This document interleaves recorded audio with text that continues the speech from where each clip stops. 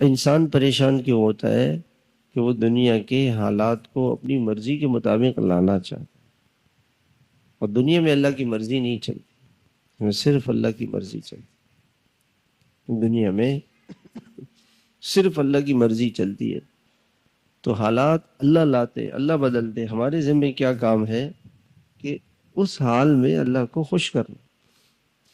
خوشی کا حال آیا، اللہ کا شکر ادا کیا، اللہم لک الحمد ولک الشکر، الحمد للہ علی کل حال، الحمد للہ الحمد للہ۔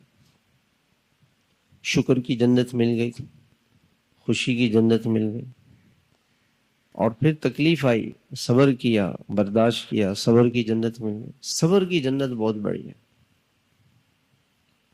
صبر کی جو جنت ہے وہ بہت بڑی ہے۔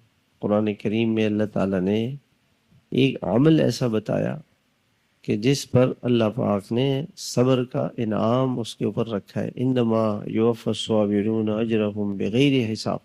صبر کرنے والوں کو بے حساب اجر ملے گا۔